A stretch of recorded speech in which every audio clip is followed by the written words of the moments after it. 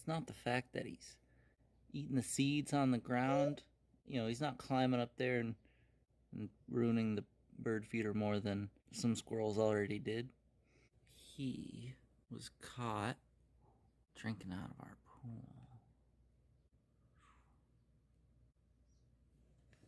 We gotta do something about that.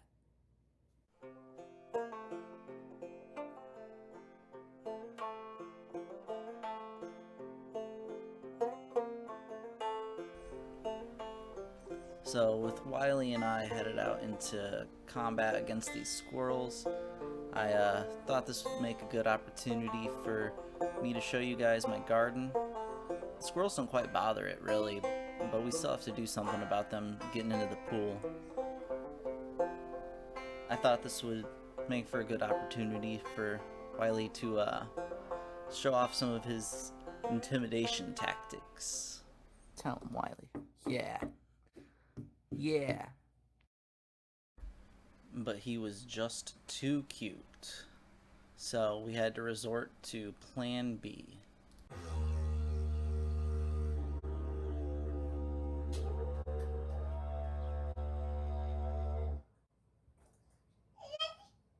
Nothing.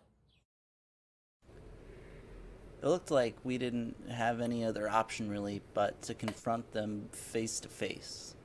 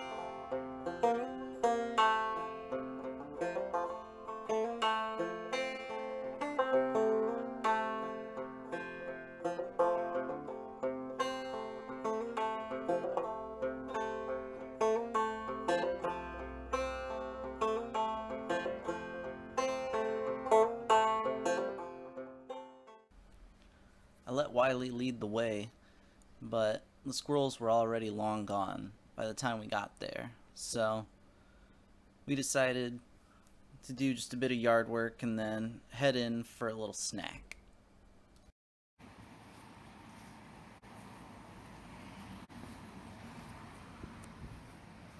Good job. Uh-oh. Oh, yeah. That's a good one to pull. Wiley made a good point about me neglecting my flower beds, so I decided that when he went down for a nap, I'd go out and do a bit of weeding.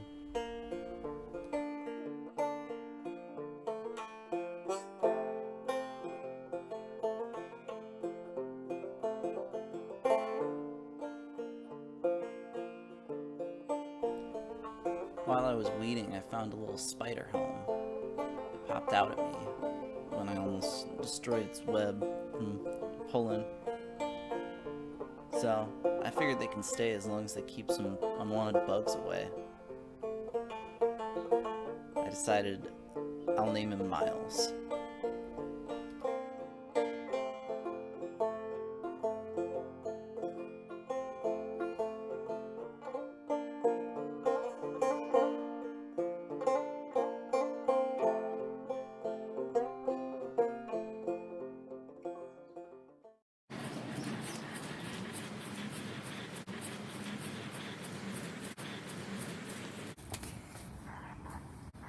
I gotta flip that.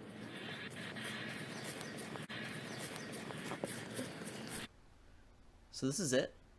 My first vegetable garden. I made it out of pallets from my old job, and I learned the hard way that my saw that I have is too dull to actually work as a saw, so I just had to work with what I had. This whole thing's been quite the learning experience for me. For one thing, I know that the plants are what's called leggy, that their stems are so high because of overcrowding. It's just too small, and I have too much in it. Here we got a little squash, spaghetti. This guy made his way in there from my compost. I had some squash seeds in it that didn't quite turn to dirt yet, and they decided to take refuge in here and start their lives. So I'm just letting it happen and hoping for the best. On top of the squash, I got beans, greens, tomatoes, potatoes, some carrots. I tried growing some herbs, but they got too shaded by the squash. As far as pesticides go, I use a couple drops of mint oil and some water, and most animals and insects will stay away from that. They don't like the cold and spicy smell. And then I use a couple drops of dish soap and water for some wasps we had, but after using that only a couple of times, I haven't seen them ever since. A couple here and there, but not in the numbers they were in before. Down here we have what I know as live forevers. I don't know any other name for them. That's just what I was told they're called, but they live up to their name. I don't know what generation this is, but it's a cut from my grandparents' plant from about 3 years ago, and that plant was cut from generations in my family before them, which is pretty cool. They just die every winter and come back every spring.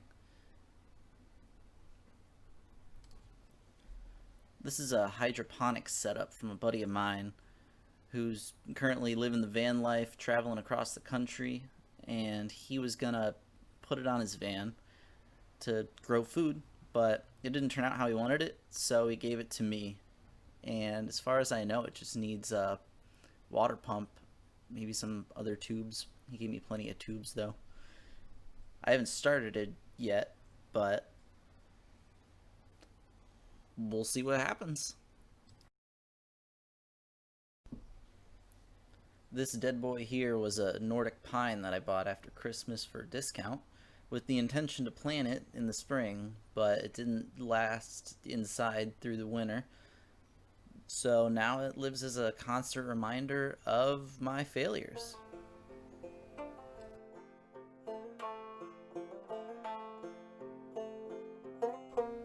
The difference between a flower and a weed is that a weed is just a flower you don't want around. Uh, that never really sat right with me, so I always try to leave room for weeds when I can. They're also very good for the bees, which are important. Save the bees.